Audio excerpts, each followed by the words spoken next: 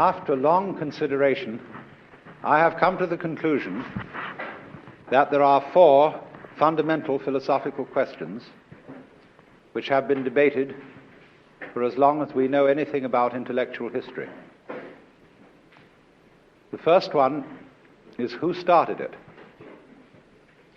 The second is, are we going to make it? The third is, where are we going to put it? The fourth is, who's going to clean up?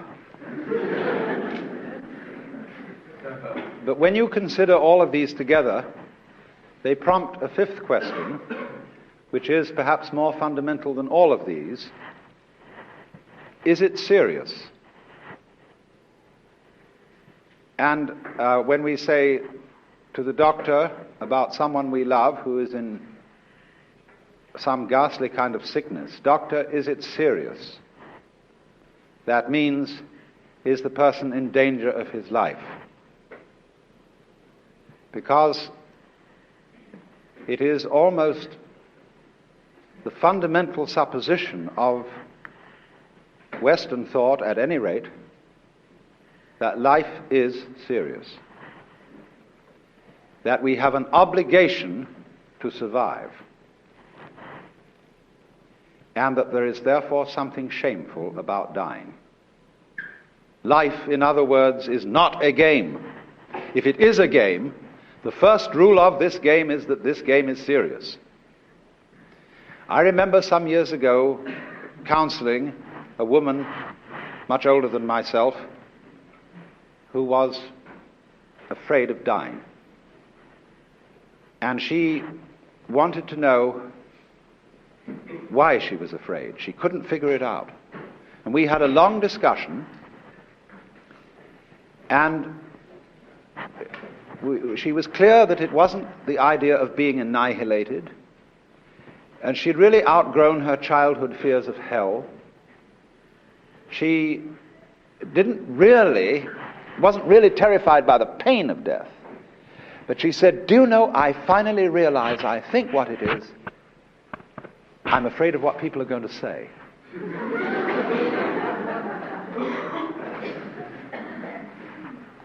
They're going to say at the funeral, I can see them all there, "Poor old Gert, she couldn't make it."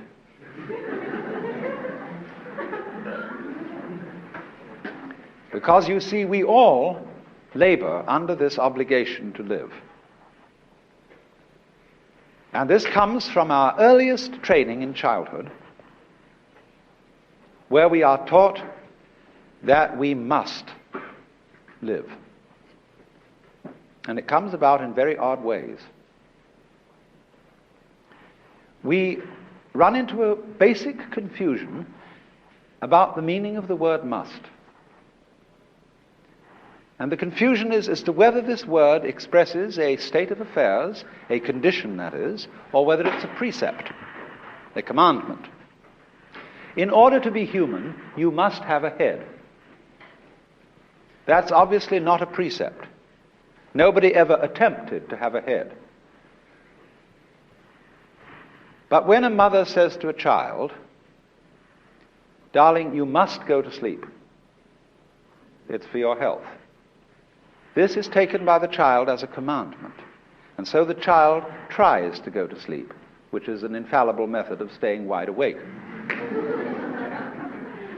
So likewise, you must have a bowel movement every morning after breakfast. This too is taken as a commandment, instead of simply a condition of being healthy. The worst one of all is the commandment, "You must love me." Not, "Darling, of course, because I say so, but I would only want you to do it if you really want to." Now that is one of the most discombobulating, subversive things that you can ever say to another human being. "You must love me." In other words, I command you to do something which will be acceptable only if you do it voluntarily. And so imagine it, how often this happens when one spouse says to the other, "Darling, do you really love me?" What answer are you looking for? I'm trying my very best to do so.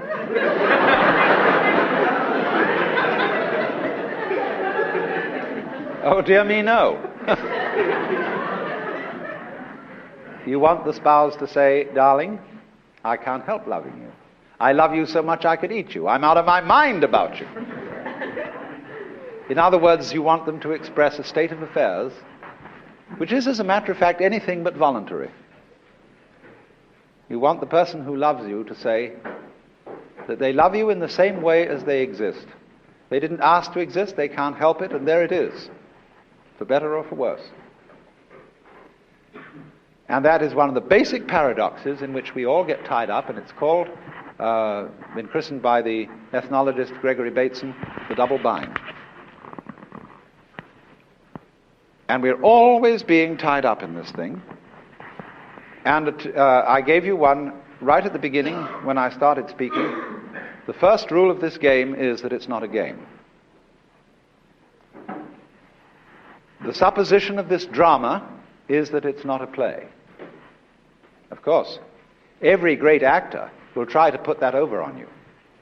You know that here stands the proscenium arch when there's a performance going on, and that what happens on the stage is in jest, is in play. It isn't somehow real.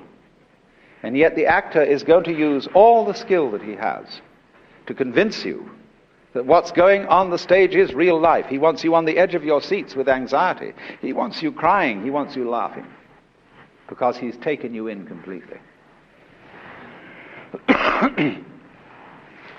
Now, the Hindu theory of the cosmos is precisely this, that the universe is a play, a dramatic act, which they call Leela, whence our word lilt.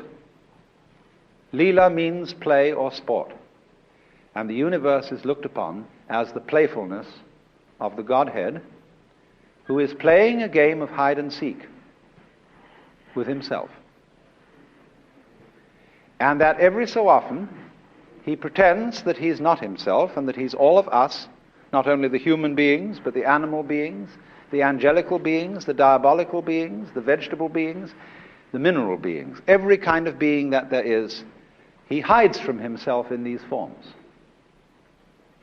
And then after 4,320,000 years, which is the basic reckoning unit of the ingoings and the outgoings of the cosmic game, the Supreme Self, the witch than which there is no witcher, wakes up and discovers who he is after all.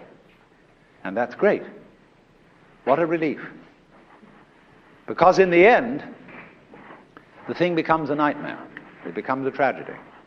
And the universe finally blows up in the awful awfuls, just as it does for each of us individually when we die. But there, behind the great show, is the actor. And this idea is, of course, fundamental to all the conventions of the stage, because the whole notion of the stage, of the drama, is that the actor comes out not as himself, but as a persona. And the word persona in Latin means that through which the sound passes, and refers specifically to the mask worn by actors in classical drama, a mask with a mouth shaped in the form of a megaphone so that it would project the sound in an open-air theater. And so, at the beginning of a play, the dramatis personae is the list of masks that are to be worn by the actors. And by a curious inversion of the meaning of words, the word person has come to mean not the mask, but the real thing. Harry Emerson Fosdick wrote a book called How to Be a Real Person. That is correctly styled, How to Be a Real Fake. In other words, how to be a good actor. But it disquiets us, doesn't it? The idea that the whole world might be a big act. We're also, in social life, a bit disquieted when we get into the company of stage people, people in showbiz, because we are not sure whether in real life they're still acting. Who are you? That's the great question. One of the most magnificent Indian sages of modern times, Sri Ramana, always faced people with this question. When people came to him and said, "O Master, who was I in my past incarnation? Will I be reincarnated again?" etc., etc., he always used to say, "Who is it that asks? Who are you?" And he asked this question. I've got a photograph of this man. I never met him, but I know lots of people who did. And he has a funny look in his eyes, a curious twinkle. And you can feel those eyes from the very photograph going right through you, not with judgment, not with condemnation, but with a kind of a wicked, humane twinkle. In other words, it says, "Listen, buddy, don't fool me. I know who you are." And you say, "Who, me?" "Why, I'm just little me. I'm not a very important person. I'm just a poor little human, like in Hausmann's verse, 'I, a stranger and afraid in a world I never made.'" The teacher looks at you and says, "Old Shiva, don't give me that stuff. I know who you are in your million masks." And you look out and say, "I'm just poor little me." That's the technique, you see, of the awakeners, the people who in the Hindu world are called gurus, the so-called spiritual teachers who kid us out of our egocentricity. Egocentricity being the predicament wherein the universe and all that is beyond the universe identifies itself with a particular role or part that it's playing in the game. Now, in our culture, you just mustn't get mixed up with that kind of thinking. I've been thinking for a long time, what is really taboo in our culture? And in a good many other cultures besides. But it used to be sex. But sex isn't taboo anymore. You can buy books on sex anywhere. Any child can find out all about it. It's the easiest thing in the world. There's a slight flavor of taboo hanging over it from the older generations, but it isn't a serious taboo anymore, not since Freud. You know, there's two ages, BF and AF. And in AF, sex is no longer taboo. What is taboo? There's always something. The real taboo is what the Hindus call, in their immortal phrase, Tat Tvam Asi, which means, that art thou. You, lurking behind the mask of being an impermanent human person, are really responsible for the whole thing. But if anybody claims that in our culture, we put them straight away into an asylum. That is the very hallmark of insanity. But in India, if somebody suddenly wakes up one morning and says, "My goodness, I'm God," everybody says, instead of "You're crazy" or blasphemous, they say, "Congratulations, at last you found out." But of course, you see, they have a rather different idea of God from ours. Our popular idea of God, quite aside from any of the ideas of the more profound theologians, our popular idea of God is that he is the master technician who has created this universe in much the same way that an engineer creates a machine, a carpenter makes a table, or a potter makes a pot, and he knows how he does it. So anybody who says, "I'm God," we immediately challenge him with technical questions.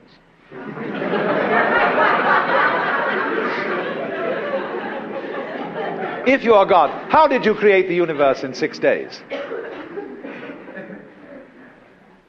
All sorts of questions like that. But you see, the Hindu's God does not need to know in words how he does what he does in exactly the same way that you don't know how you grow your hair. You just do it. And after all, can you know how to do a thing better than by just doing it? You may have a physiologist's knowledge of how you open and close your hands, but that doesn't enable you to open and close them any better than anyone else. Unless, of course, you've got a wrecked hand and you need a physiologist to put it back in shape. But in the ordinary way of things, you know how to think because you think, but you don't know how you think. You don't understand all the intricacies of the nervous system underlying the process of thought. You just do it. So like the centipede, who can manipulate 100 legs without having to think how to move each one, so the Hindus conceive the Godhead, not as a technician, but as a cosmic centipede, who is wiggling all of us like so many legs. That's why the Hindu gods have many arms. There's one Buddhist divinity with 1,000 arms. And but this thing doesn't have to stop to think how it's done. That would be inefficient. Because thinking is a process of concentrating your attention on what is called one thing, that is to say, one think at a time. And that won't do at all for the regulation of complex processes. That's why we're now so fatigued with thinking that we're getting computers to do it for us. Because computers can think of ever so many things at once. And that's where they have the advantage of us. So a Hindu, therefore, feels no kind of blasphemy or inconsistency or insanity in suddenly realizing that he is basically what there is. That you aren't directly aware of this, of course, just in the same way that you're not directly aware of your brain structure. Nor are you aware of the incredibly subtle, interconnected system of relationships, balances, networks, whereby your brain is part and parcel of the whole physical universe and exists with it in the same kind of togetherness as a front exists with a back. So in this sense, you see, we are all something that everything is doing. Every wave is the ocean waving, the whole ocean waving, announcing its presence. So in the same way, each one of us is a waving of all that there is, saying, "Yoo-hoo, here I am." Only, it comes and it goes. All waves come and go. They have their ups and their downs. And we have our ups and our downs. When we're up, then we suddenly see John Doe. When we're down, there's just a corpse. Then whoops, it comes up again as Mary Smith. And whoops, it goes down. And so it goes. Like the sparks in the soot on the back of the fireplace. In and out, in and out, in and out. Every one different than the one before, and yet somehow the same. Now, as I said, in the Hindu view of the cosmology, this is a drama. And that means its basic spirit is playful. It is a game. But the difficulty that we have in understanding this idea is that we don't distinguish between the many connotations of the word play or game. A lot of people say to me when I produce this idea, "Do you mean it's only a game? That all this is somehow therefore trivial?" And I say no. Look, when you go to listen to a great pianist play the Beethoven sonatas, you are actually going to an entertainment. You pay entertainment tax to get in. But you wouldn't say, would you, that this was mere entertainment? There is something about music which is beautifully illustrative of the point that I'm making. Because music is sheer and total play. The highest music that both West and East have produced has no meaning beyond itself.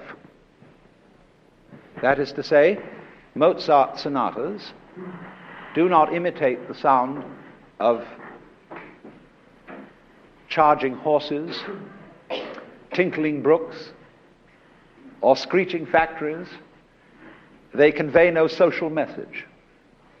They are pure delight in complex orders of sound, almost mathematical. And you see, music is purposeless in the sense that it has no direction. It is not designed to arrive somewhere. I mean, if the point of music or of any musical composition were to arrive, that is to say, to reach the finale, the best conductors would be those who got there the fastest. And in the same way with the dance. The dance is a high and lofty art. It is not mere entertainment. But when we dance, we do not dance with the object of reaching a particular position on the floor. You see, we could go straight there and cut out the dance. In music and in dancing, the point of it is always the going along of it in a kind of continuing present. Now, what about the world? Let's take a look at nature. Is this a musical thing, or is it a compulsively purposive thing? Look around at the creatures. The vast variety of insects, the amazing multiplicity of plant forms, of bacteria. Look at the stars, the nebulae at night. This tremendous prodigality, this profusion of energy. If we ask the question, what is it all for? I think this is the wrong question.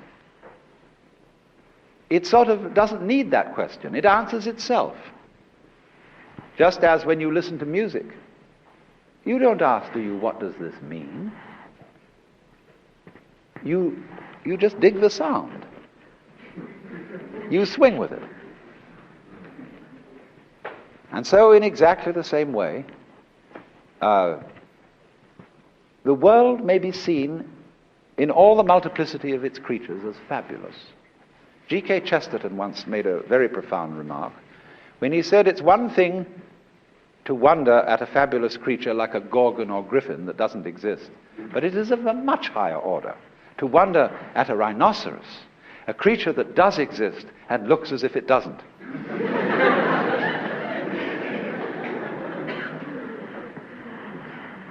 Now you see, there are people with engineering mentalities. I don't want to insult any engineers present in the audience, but what I will call a certain kind of engineering mentality that has an explanation for everything. Namely, that butterflies have those big eyes on their wings as a kind of survival dodge, that chameleons change color in order to effect something or other.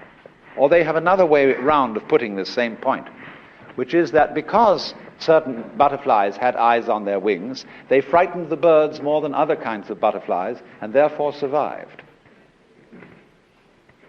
Everything, in other words, is nature is approached from the standpoint of an efficiency expert. And the idea is that there is an instinct to survive. This is the same old compulsion I was talking about. You must go on surviving. But actually, things don't live in order to survive, because surviving and living are the same thing. You survive until you don't. And that's that.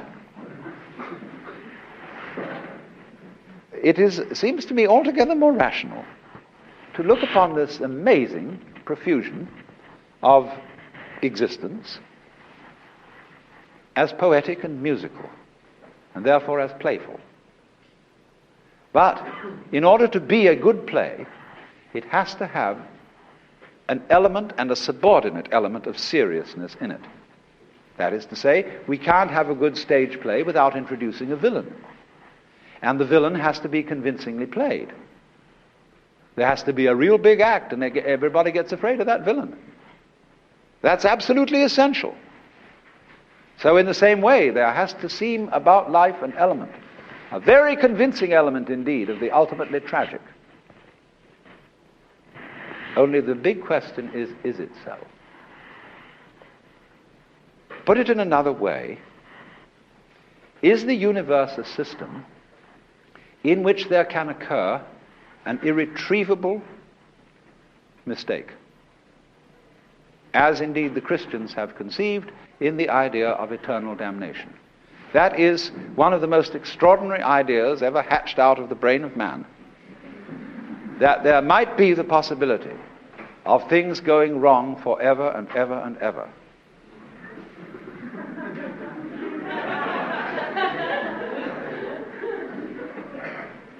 Well, the Hindus, of course, when they look at that idea and realize that the Christians hatched up this ghastly possibility to scare themselves with, they rather applaud. They say, they see that a Christian soul in peril of everlasting damnation is actually the Supreme Lord playing this part. And they think now he's really scared the wits out of himself. And this is the most marvelous